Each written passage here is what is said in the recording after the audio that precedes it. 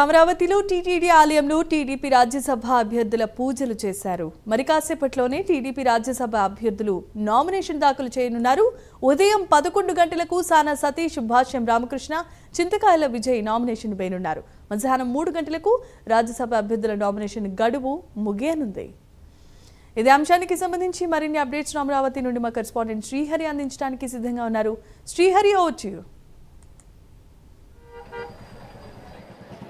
Jemimah, ఏదైతే అంటే చూసుకున్నట్లయితే గత 4 నెలల నుంచి తెలుగుదేశం తరపున రాజ్యసభ స్థానాలు ఏవైతే అంటే రాష్ట్ర వ్యాప్తంగా 4 స్థానాలు ఖాళీ అయిన నేపథ్యంలో ఏవైతే ఈ రాజ్యసభ స్థానాలు పేర్లు ఎవరెవరికి ఖరారు చేస్తారు అనే దానిపైన అయితే భారీ ఉత్కంఠత నెలకొంది. అయితే ఈ నేపథ్యంలోనే ఏదైతే నిన్న శనివారం అర్ధరాత్రి సమయంలో ఈ పేర్లు కూడా ఖరారు చేశారు. ఓ పక్క జనసేన నుంచి లింగంనేని రమేష్ మొదటి నుంచిగా అనుకుంటున్న తరుణంలోనే లింగంనేని రమేష్ పేరును ఖరారు చేశారు. అయితే ఈ నేపథ్యంలోనే లింగంనేని రమేష్ నామినేషన్ వేయడం కూడా పూర్తయింది. అయితే ఏదైతే తెలుగుదేశం పార్టీ అత్యధికంగా రాష్ట్రంలో ఎక్కువ స్థానాలు, ఎక్కువ ఎమ్మెల్యేలు ఉన్న కీలకమైన పార్టీ తెలుగుదేశం పార్టీ. అయితే ఈ తెలుగుదేశం పార్టీలో ఇప్పటికే చూసుకున్నట్లయితే 3 రాజ్యసభ స్థానాలను తెలుగుదేశం పార్టీ అయితే తీసుకుంది. అయితే ఈ నేపథ్యంలోనే తెలుగుదేశం పార్టీకి సంబంధించి ఏదైతే ఆ 3 స్థానాలను కూడా ఎవరెవరిని ప్రకటించాలి అనే దానిపైన అయితే కొంత ఉత్కంఠత ఏదైతే ఉందో ఆ ఉత్కంఠత అంతా కూడా ఏదైతే ఉందో అదంతా కూడా వీగిపోయింది. అయితే ఈ నేపథ్యంలోనే చూసుకున్నట్లయితే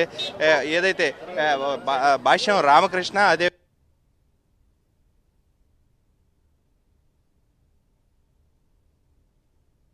పార్టీ ప్రతిపక్షంలో ఉన్నప్పుడు పెద్ద ఎత్తున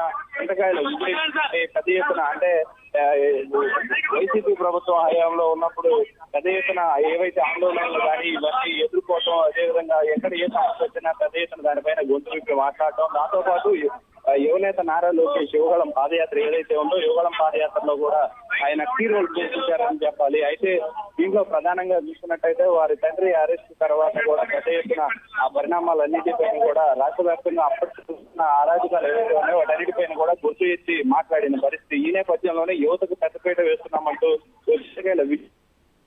స్థానాన్ని అయితే ఖరారు చేసింది అధిష్టానం. అయితే ఈ నేపథ్యంలోనే ప్రధానంగా చూసుకున్నట్లయితే ఇప్పుడు ఈ రోజు వెంకటాయపాలెంలోని వెంకటేశ్వర స్వామి ఆలయంలో ప్రత్యేక పూజలు నిర్వహించి అనంతరం అక్కడి నుంచి కూడా భారీ ర్యాలీతో ఏదైతే అసెంబ్లీ భవనంలో ఉన్న ఎన్నికల రిటర్నింగ్ అధికారి వద్దకు కూడా ఆ 3 నేతలు అయితే చేరుకున్న పరిస్థితి.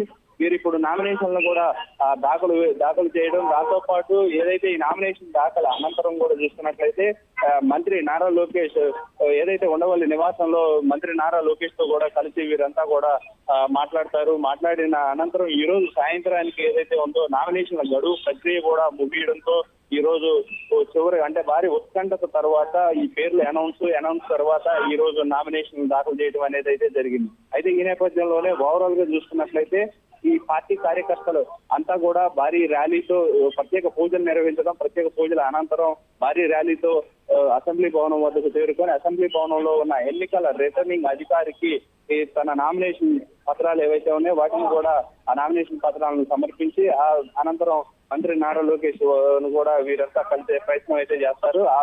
అయితే మరి కొద్దిసేపట్లో ఆ ప్రక్రియ ఏదైతే ఉందో అదంతా కూడా పూర్తయి బయటకు వచ్చిన తర్వాత కూడా మీడియాతో కూడా మాట్లాడే ప్రయత్నం అయితే చేయబోతున్నట్లుగా అయితే మనకి సమాచారం అయితే అందుతుంది. Jemimah, right, thanks for the update Srihari.